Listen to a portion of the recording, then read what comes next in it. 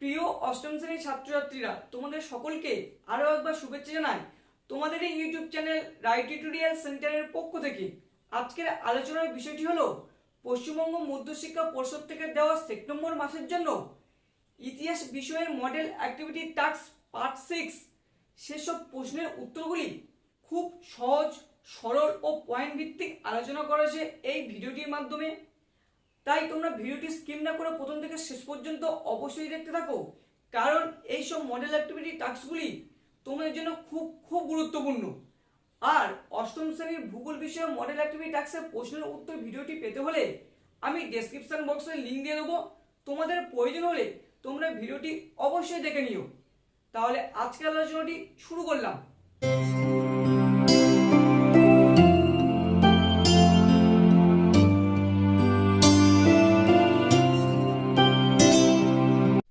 Model activity task part 6 অষ্টম শ্রেণী ইতিহাস।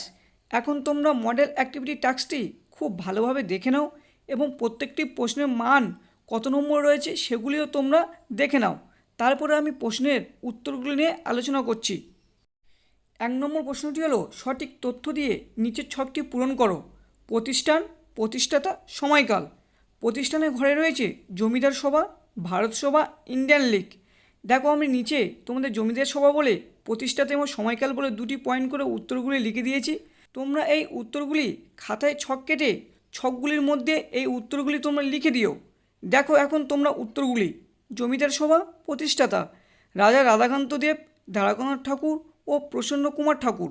সময়কাল 1838 খ্রিস্টাব্দ। 2 নম্বর হচ্ছে ভারত সভা প্রতিষ্ঠাতা সুরেন্দ্রনাথ বন্দ্যোপাধ্যায়, আনন্দমোহন বসু ও শিবনাথ শাস্ত্রী। সময়কাল হলো 1876 খ্রিস্টাব্দ। 3 নম্বর ইন্ডিয়ান লীগ প্রতিষ্ঠাতা শিশির কুমার ঘোষ ও হেমন্ত কুমার ঘোষ। সময়কাল 1875 খ্রিস্টাব্দ।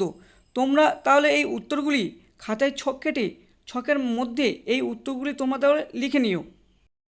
2 নম্বর সত্য বা মিথ্যা নির্ণয় করো। 2.1 1876 খ্রিস্টাব্দে লর্ড নর্থব্রুক জারি করেন নাট্যাভিনয় নিয়ন্ত্রণ আইন। 2.2 প্রশ্নটি হলো 1905 খ্রিস্টাব্দের 16 অক্টোবর বাংলা বিভাজনের পরিকল্পনা বাস্তবায়িত করা হয়।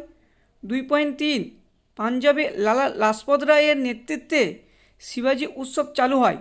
উত্তরগুলি হলো 2.1 1876 খ্রিস্টাব্দের লর্ড নর্থব্রুক জারি করেন নাট্যাভিনয় নিয়ন্ত্রণ আইন, এটি সত্য। 2.2 1905 খ্রিস্টাব্দের 16 অক্টোবর বাংলা বিভাজনের পরিকল্পনা বাস্তবায়িত করা হয়, উত্তরটি হলো সত্য। 2.3 প্রশ্নটি হলো পাঞ্জাবে লালা লাজপত রায়ের নেতৃত্বে শিবাজি উৎসব চালু হয়, এটি হলো মিথ্যা। 3 নম্বর সংক্ষেপে উত্তর দাও, 30 থেকে 40টি শব্দ। 3.1 প্রশ্নটি হলো অর্থনৈতিক জাতীয়তাবাদ কী?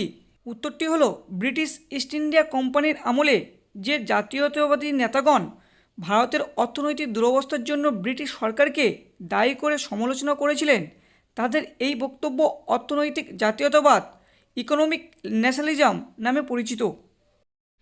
এই কাজে বিশেষ করে দাদাভাই নৌরোজি পেশায় ব্যবসায়ী, মহাদেব গোবিন্দ রানাডে পেশায় বিচারক ও রমেশচন্দ্র দত্ত পেশায় সিভিল সার্ভেন্ট, এই তিনজনের গুরুত্বপূর্ণ ভূমিকা ছিল। 3.2 প্রশ্নটি হলো ইলবার্ট বিলকে নিয়ে কেন বিতর্কের সূচনা হয়েছিল?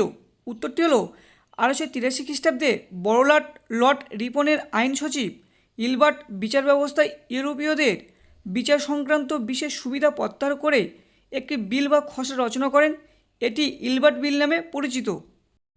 ইলবার্ট বিলকে নিয়ে বিতর্কের কারণগুলি হলো: 1 নম্বর ইলবার্ট বিলে ভারতীয় বিচারকদের ইউরোপীয় বিচারকদের মর্যাদা ও ক্ষমতা দেওয়ার প্রস্তাব দেওয়া হয়। 2 নম্বর পয়েন্টটি হলো ভারতীয় বিচারকদেরও শ্বেতাঙ্গদের বিচার করার ক্ষমতা দেওয়া হয়। 4 নম্বর নিজের ভাষায় লেখো 120 থেকে 160টি শব্দ। প্রশ্নটি হলো 20 শতকের প্রথম দিকে বাংলায় গড়ে ওঠা বিভিন্ন গুপ্ত সমিতির পরিচয় দাও। উত্তরটি হলো বলে তোমরা সূচনা বলে পয়েন্ট করবে। স্বদেশী আন্দোলনের শেষ দিকে বিপ্লববাদী আন্দোলনের ধারাটি বেশি করে দেখতে পাওয়া যায়। এই ধারার একটি প্রধান ভিত্তি ছিল বিভিন্ন সমিতিগুলি।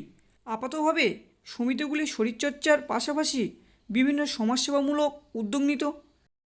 তার মধ্যে দিয়ে মূলত ছাত্র ও যুব সমাজের কাছে স্বদেশীর ভাবধারা প্রচার করা হতো। সেই সময়ে মূলত বিভিন্ন সমিতিকে কেন্দ্র করে বিপ্লবী পন্থায় ব্রিটিশ প্রশাসনের মধ্যে ত্রাস সৃষ্টি করার ধারণাটি গড়ে ওঠে। একদিকে জাতীয় কংগ্রেসের আবেদন নিবেদন নীতির অসারতা হচ্ছিল, অন্যদিকে স্বদেশী আন্দোলনের ফলে বেড়ে চলেছিল ঔপনিবেশিক দমন পীড়ন। পাশাপাশি 1908 খ্রিস্টাব্দ নাগাদ স্বদেশী আন্দোলন সামাজিকভাবে দুর্বল হয়ে পড়েছিল। সেই পরিস্থিতিতে বিপ্লবীদের অনেকেই ঔপনিবেশিক প্রশাসনকে স্বতন্ত্র করে ধাক্কা দিতে চেয়েছিলেন। তার ফলে বিপ্লববাদী আন্দোলনের ধারাটি ক্রমে প্রবল হয়ে ওঠে। বিভিন্ন গুপ্ত সমিতির নাম 1905 খ্রিস্টাব্দের পর থেকে বাংলায় যে সমস্ত গুপ্ত সমিতি গড়ে উঠেছিল তার মধ্যে উল্লেখযোগ্য ছিল অনুশীলন সমিতি, যুগান্তর দল, মেদিনীপুর সোসাইটি, সাধনা সমিতি, ঢাকা অনুশীলন সমিতি প্রভৃতি নাম। এদের মধ্যে সর্বাধিক জাতীয়তাবাদী আন্দোলনকে প্রভাবিত করেছিল অনুশীলন সমিতি। 1 নম্বর অনুশীলন সমিতি 1902 খ্রিস্টাব্দে কলকাতায় 3টি ও মেদিনীপুরে একটি দল তৈরি হয়।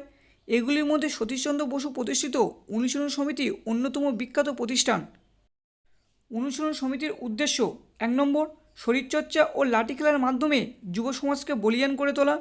2 নম্বর বিভিন্ন আগ্নেয়াস্ত্র তৈরি ও ব্যবহারের পদ্ধতি সম্পর্কে বিপ্লবীদের শিক্ষিত করে তোলা।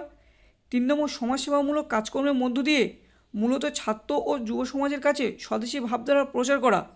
2 নম্বর যুগান্তর দল অনুশীলন সমিতির একদল সদস্য ভূপেন্দ্রনাথ দত্ত, উল্লাসকর দত্ত, বারীন্দ্র কুমার ঘোষ, হেমচন্দ্র প্রমুখ ব্যক্তিবর্গ 1906 খ্রিস্টাব্দে যুগান্তর দল প্রতিষ্ঠা করেন।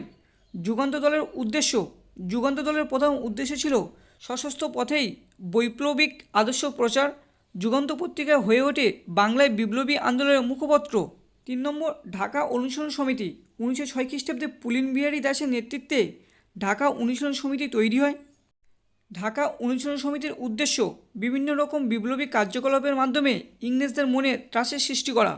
মূল্যায়ন: পূর্বোক্ত আলোচনা থেকে এটাই স্পষ্ট যে বাংলার গুপ্ত সমিতিগুলি সম্পূর্ণ সফলভাবে তাদের কাজ করতে পারেনি, কিন্তু তাদের বিপ্লবী চিন্তাধারার মাধ্যমে যুব সমাজের মধ্যে স্বদেশীর ভাবধারার সঞ্চার ঘটিয়েছিল, যার প্রভাব জাতীয়তাবাদী আন্দোলনে পড়েছিল। এই প্রশ্নের উত্তরটি তোমাদের এইভাবে লিখলে তোমরা সম্পূর্ণ নাম্বার পাবে। আর ভিডিওটি যদি তোমার উপকারে লেগে থাকে তাহলে ভিডিওটিকে অবশ্যই একটি লাইক করে কমেন্ট করো ভিডিওটি তোমার কেমন লাগলো। আর এই ভিডিওটি তোমার প্রিয় প্রিয় বন্ধুদের কাছে অবশ্যই শেয়ার করে তাদেরও লেখার সুযোগ করে দাও। আর আমার চ্যানেল নতুন হলে চ্যানেলটিকে সাবস্ক্রাইব করে পাশে বেল আইকনে অল নোটিফিকেশনটি সিলেক্ট করে নাও পরবর্তী ভিডিওর নোটিফিকেশন পাওয়ার জন্য। তাহলে আজকের আলোচনাটি এই পর্যন্ত শেষ করলাম। পরবর্তী গুরুত্বপূর্ণ আলোচনা নিয়ে আবারও উপস্থিত হব আমি।